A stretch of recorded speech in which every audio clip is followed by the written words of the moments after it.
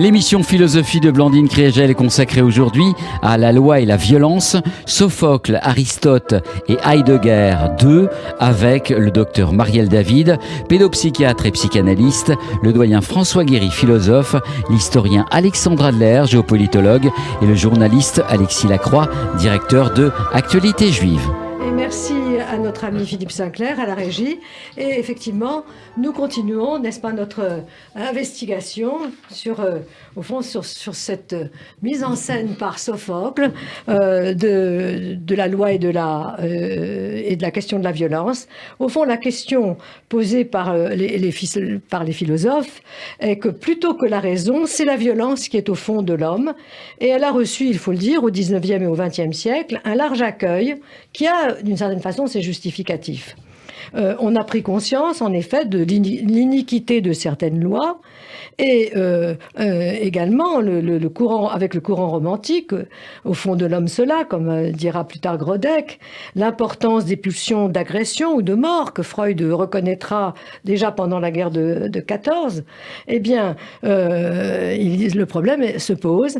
Mais faut-il pour autant, comme Nietzsche et Heidegger nous l'ont soufflé, revenir par-dessus la philosophie de la cité démocratique, telle que Platon et Aristote l'ont codifiée, au sol présocratique? Faut-il penser l'homme sans la loi? Nous connaissons, au fond, nous allons donc commencer comme d'habitude, cette fois par la lecture de 2 textes, cette fois de 3 textes, parce que nous allons comparer 2 traductions, la traduction traditionnelle que résume celle de la Pléiade et la traduction d'Heidegger, et nous finirons évidemment par un texte d'Aristote. Donc nous écoutons notre ami Alexis Lacroix. Qu'il est de merveille, mais rien qui soit plus merveilleux que l'homme.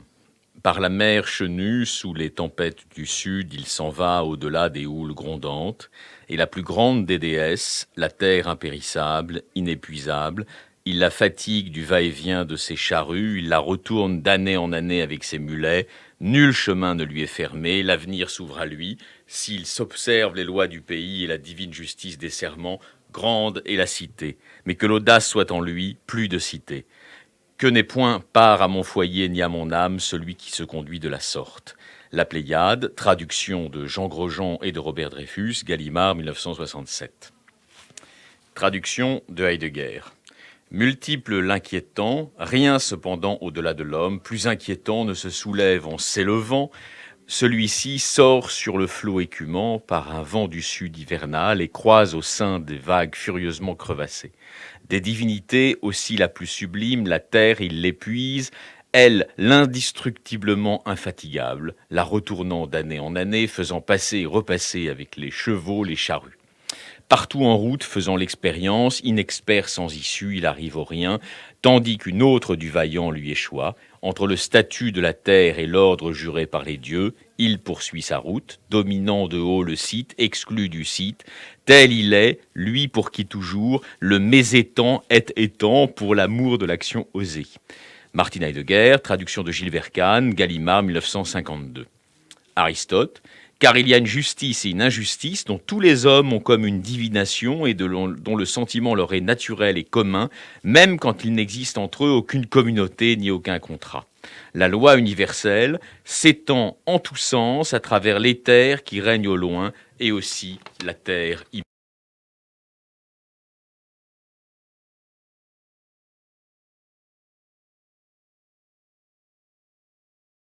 Tragédie de Sophocle, c'est le choral, le premier chœur. Vous savez, le chœur tire toujours, nous l'avons déjà dit, n'est-ce pas, la leçon de morale ou de philosophie. Et en vérité, ce qui est très intéressant dans les 2 traductions que nous avons données, c'est l'inflexion que Heidegger, dans sa propre traduction, fait subir aux traductions traditionnelles. Donc la première est celle de la Pléiade, la seconde celle d'Heidegger. En particulier, en se concentrant sur 2 concepts, enfin, comme nous l'avons vu la dernière fois, le concept de dainos, d'effrayant, puisque dans la traduction traditionnelle, c'est « il y a de nombreuses merveilles, mais rien n'est plus merveilleux que l'homme », n'est-ce pas? Et Heidegger, lui, eh bien, va proposer autre chose. Nous l'avions déjà souligné, que deinos, n'est-ce pas, veut dire non seulement inquiétant, mais même deinatos, n'est-ce pas, le comble de l'inquiétant, le plus inquiétant. Et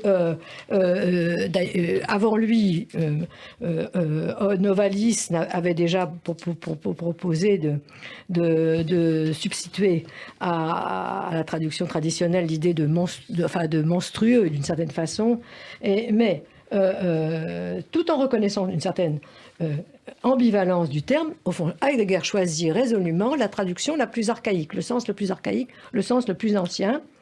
Et donc l'homme est deinatos, c'est-à-dire le plus inquiétant des inquiétants. L'homme, dit-il, est ce qu'il y a de plus inquiétant,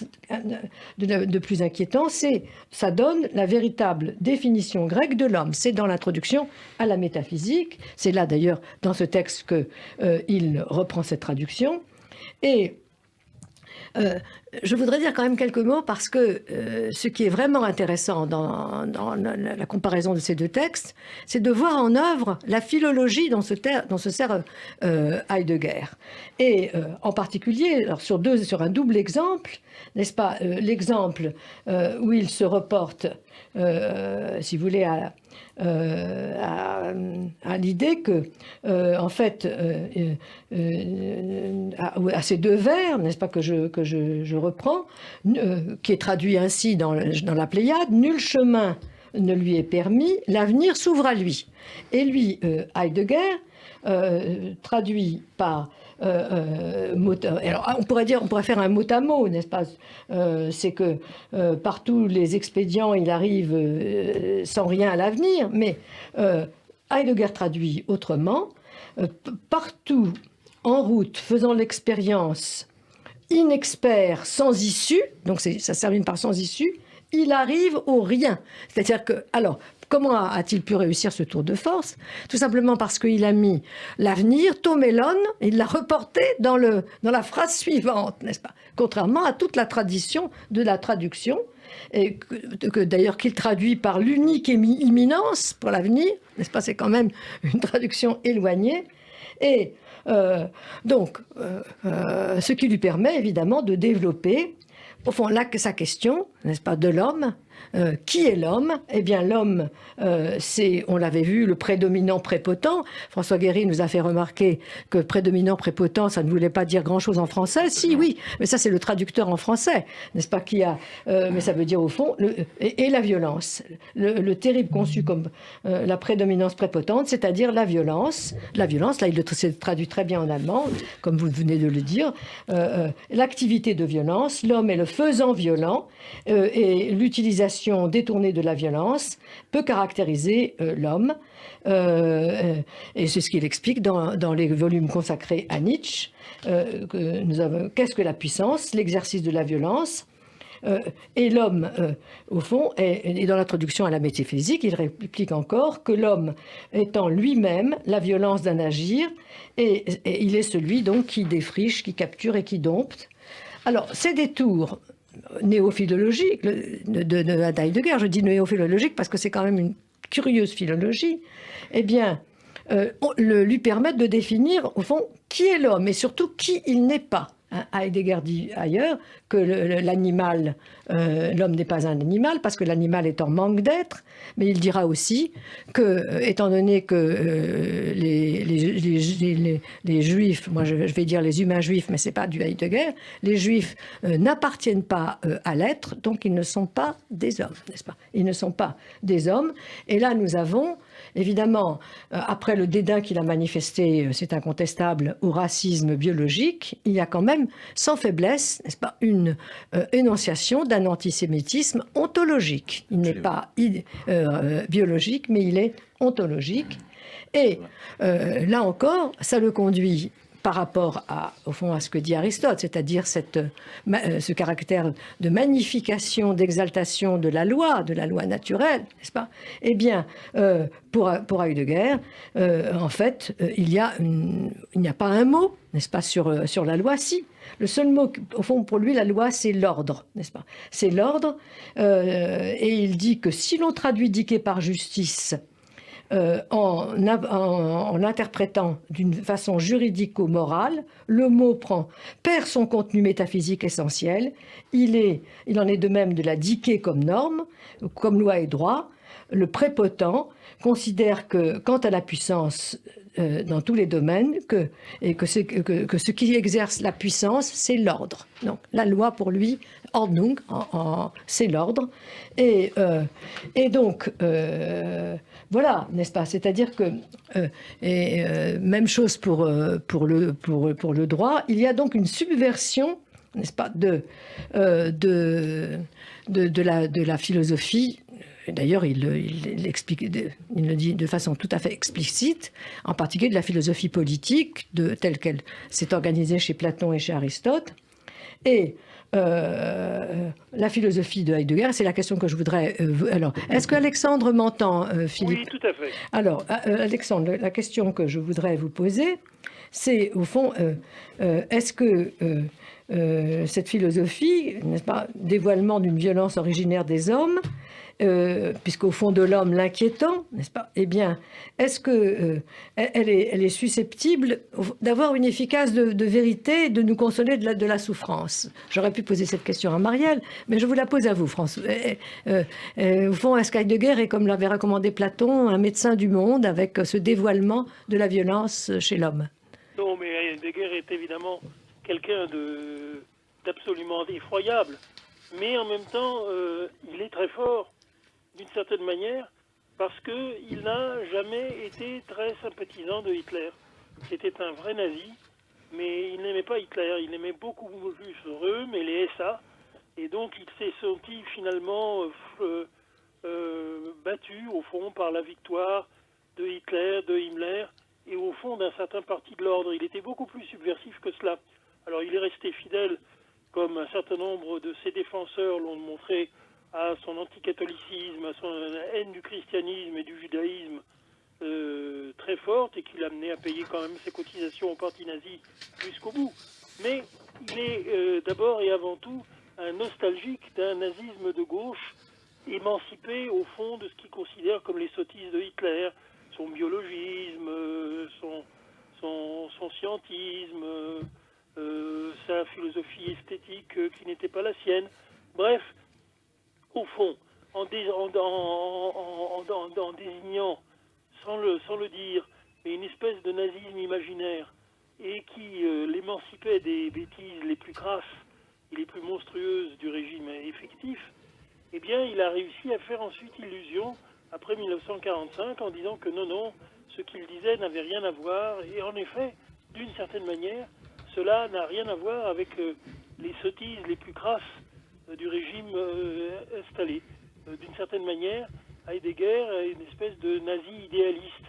Et ça lui a permis, en séduisant notamment l'opinion française dont il avait besoin pour maintenir sa chaire universitaire, eh bien, de trouver de nouveaux terrains, de nouvelles amitiés, de nouvelles complicités, soit aveugles, stupides, soit incultes, soit perverses.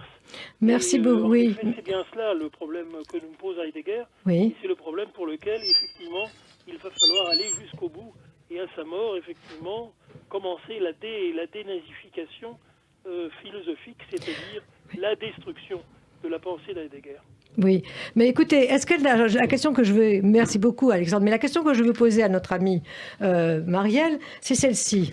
Il est incontestable que nos aînés, n'est-ce pas, je pense à Michel Foucault, à des gens que nous avons respectés ou pour lesquels nous avons eu beaucoup d'amitié, donc Michel Foucault et Jacques Lacan, ont eu un intérêt pour Heidegger. Mais cet intérêt a quand même eu ses limites. Il y a quand même eu ses limites. Alors, c'est la question que je vais vous poser. J'étais très frappée que justement Lacan, qui s'intéressait, je crois que c'est dans le dernier séminaire publié par Jacques-Alain Miller que j'ai lu ça, mais peut-être que je me trompe. Mais en tout cas, il y a une réflexion sur la traduction de l'introduction de la métaphysique, le texte que nous avons cité, et Lacan, lui, à propos d'Antigone et de Créon, ne traduit pas, n'est-ce pas, le terme déinos de la même façon. Il dit formidable. Vous voyez, il ne se laisse pas entraîner sur cette pente d'Heidegger. Et donc, je voudrais vous demander ce que vous en pensez. Et aussi, comment on pourrait, dans notre génération, faire autrement? Parce que, incontestablement, il n'y a pas eu de mise en place d'une véritable critique, n'est-ce pas, de cette pensée heideggerienne, si l'on accepte des gens comme Pierre Bourdieu, comme Jean-Pierre Faye, comme Habermas, mais elle est restée quand même dans la philosophie française minoritaire. Marielle, qu'est-ce que vous nous dites là-dessus? Bon, écoutez, je vais vous dire plusieurs choses. Je crois, Parlez devant le micro, puisque vous avez parlé de notre génération, je crois que nous avons un renversement. Qu'est-ce qui s'est passé dans les années 68 ? Il s'est passé que la jeunesse s'est révoltée contre un ordre, disons, bourgeois, des parents, pour se tourner vers des groupes communistes, des groupes pro-chinois, etc. Bon. Récemment, Solal Rabinovitch, une psychanalyste éminente, qui était élève de Lacan, a proposé que, en fait, comme nombreux chefs de ces mouvances étaient en analyse avec Lacan, il avait largement contribué à apaiser la violence, qui du coup n'a pas permis le tournant qui s'est passé avec Aldo Moro et l'Italie. Oui. Voilà. Donc, ça, c'était en 68. Il y a quand même très longtemps. Ça a 50 ans bientôt. Voilà. Bon, oui. vous vous rendez compte. Alors aujourd'hui, on est, me semble-t-il, dans une situation tout à fait inverse, parce que les jeunes... Alors, il y a deux choses tout à fait frappantes. Il y a...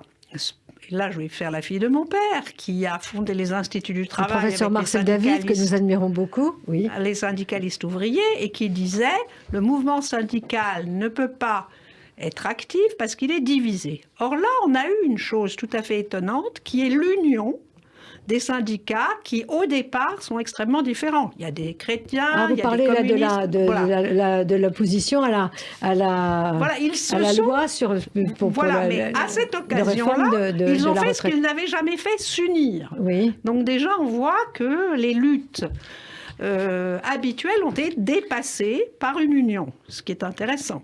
Oui. Bon. Ça, c'est la première chose.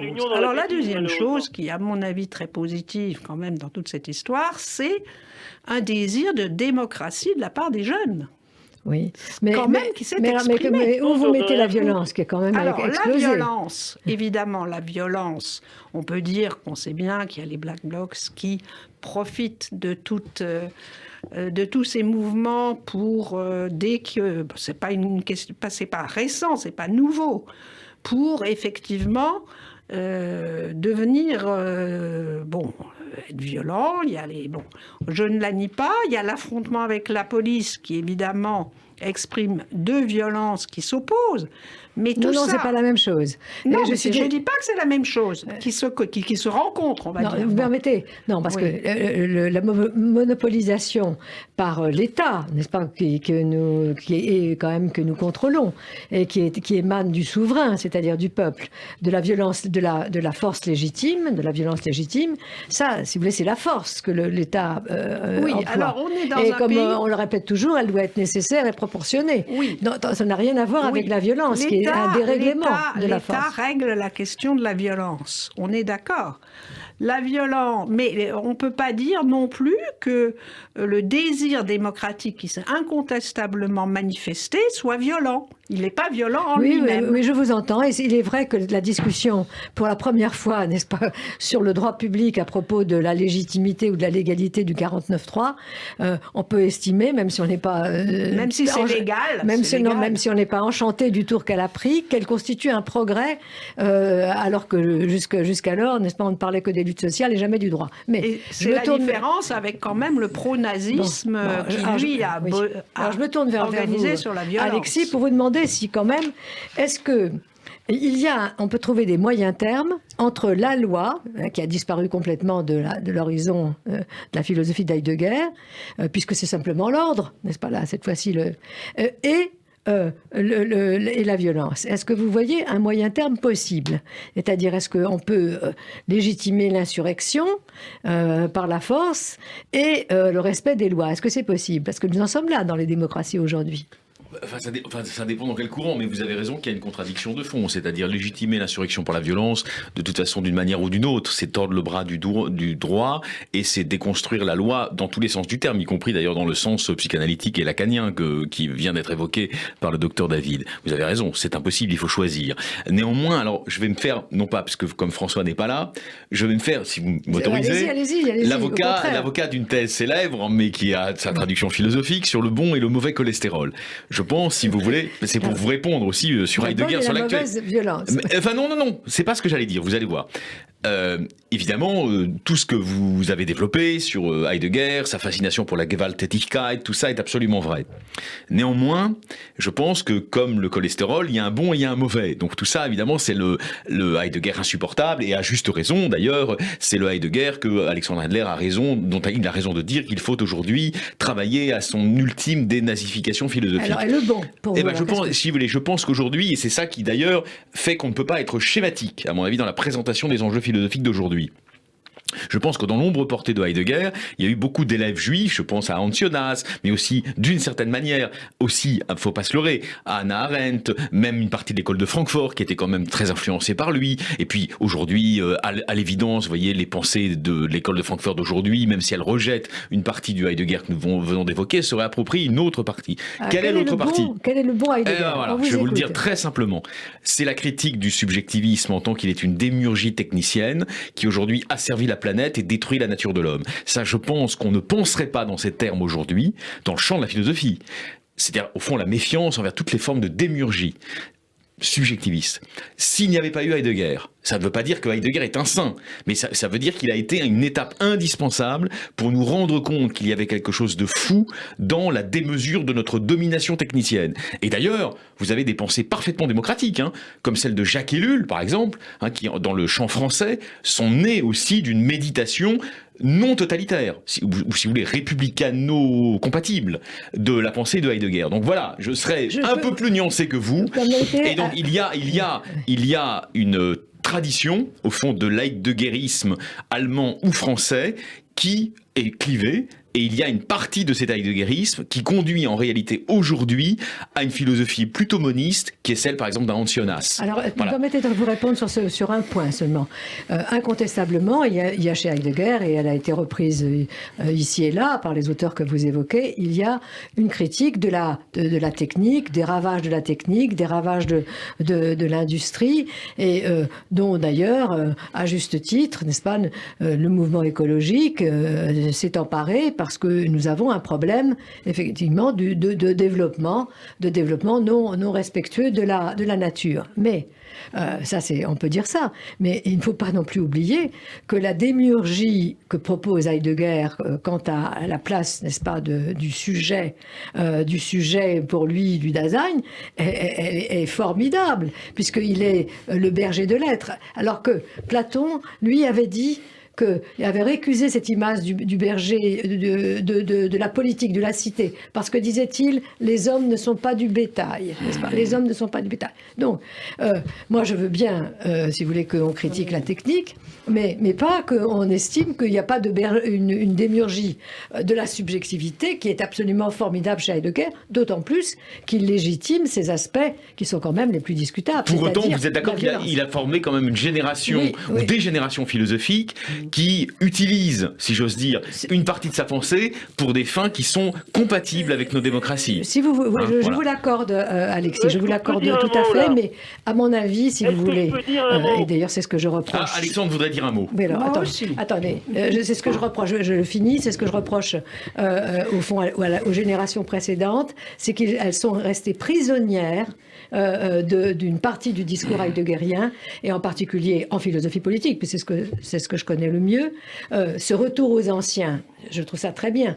Entre Platon et Aristote d'un côté et puis les présocratiques de l'autre, mon choix est fait. Mais en revanche, n'est-ce pas, je ne suis absolument pas d'accord avec cette condamnation de la philosophie politique des modernes, qui a constitué un grand progrès. Alors, oui, je voulais dire juste une chose sur cette phrase. Partout en route, faisant l'expérience, inexpert sans issue, l'homme, arrive au rien. Bon, là, on voit bien que d'une certaine façon, il parle de ce que Freud a appelé la pulsion de mort.